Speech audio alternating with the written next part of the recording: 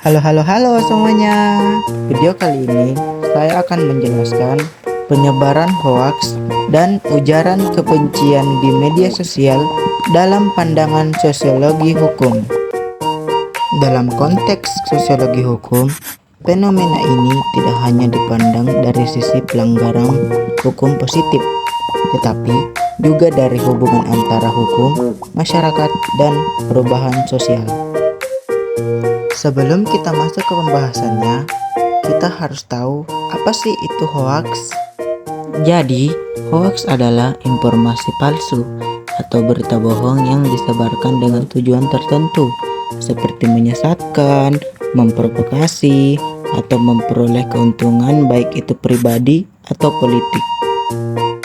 Nah, itulah tadi pengertian hoaks. Jadi, sekarang kita masuk ke pembahasan. Jadi, dalam perspektif sosiologi hukum, penyebaran hoaks dan ujaran kebencian mencerminkan gejala sosial yang dipengaruhi oleh beberapa faktor. Faktor yang pertama adalah krisis kepercayaan sosial. Masyarakat seringkali tidak mempercayai institusi resmi seperti pemerintah, media arus utama, aparat hukum. Jadi, akibatnya, informasi dari media sosial lebih cepat dipercaya meski belum terverifikasi. Kemudian, faktor yang kedua adalah perubahan struktur komunikasi. Media sosial menciptakan budaya komunikasi instan dan tanpa batas. Norma sosial dan etika publik seringkali tertinggal dibanding kecepatan penyebaran informasi. Dan faktor yang terakhir adalah anomi sosial. Menurut Emil Durkheim, anomi adalah kondisi ketika norma sosial melemah akibat perubahan sosial yang cepat. Dunia maya seringkali menjadi ruang anomis karena minimnya pengawasan dan norma yang jelas. Jadi, itulah tadi beberapa faktor pengaruh yang menyebabkan penyebaran hoaks dan ujaran kebencian di media sosial. Sekarang kita masuk ke bagian dampak sosial dari perspektif sosiologi hukum. Dalam perspektif sosiologi hukum, penyebaran hoaks dan ujaran kebencian di media sosial memiliki beberapa dampak. Yang pertama yaitu melemahnya solidaritas sosial. Melemahnya solidaritas sosial karena polarisasi masyarakat meningkat akibat provokasi hoaks. Lalu, yang kedua adalah konflik horizontal. Konflik horizontal ialah kelompok masyarakat mudah terpecah karena isu sara atau politik. Lalu, dampak yang ketiga adalah disfungsi hukum. Disfungsi hukum ialah hukum tidak lagi dihormati ketika masyarakat lebih percaya narasi hoaks daripada fakta hukum. Dan yang terakhir adalah radikalisasi digital. Radikalisasi digital adalah ujaran kebencian dapat mendorong kekerasan di dunia nyata. Itulah tadi dampak-dampak sosial yang timbul dari penyebaran hoaks dan ujaran kebencian di media sosial dari perspektif sosiologi hukum.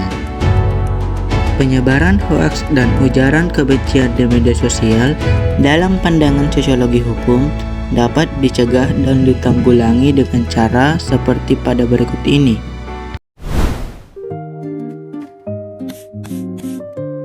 Menurut sosiologi hukum, pencegahan dan penanggulangannya memiliki beberapa cara. Cara yang pertama yaitu melalui hukum formal. Caranya seperti penegakan hukum yang konsisten dan penguatan kapasitas aparat harus kuat untuk menangani kejahatan digital.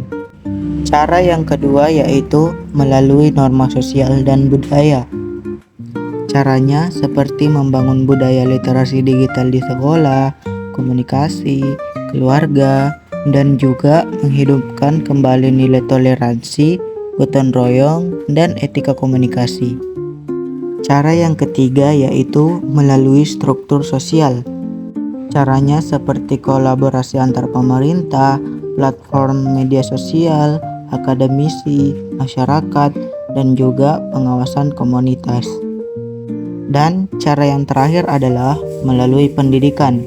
Caranya seperti kurikulum pendidikan yang menekankan pemikiran kritis dan juga pelatihan untuk guru, mahasiswa, dan masyarakat umum.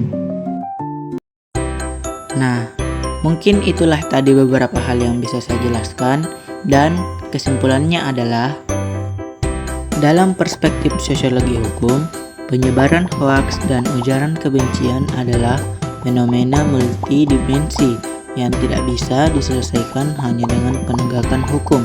Ia berkaitan dengan perubahan sosial, perubahan struktur komunikasi, lemahnya nilai sosial, dan ketertinggalan regulasi.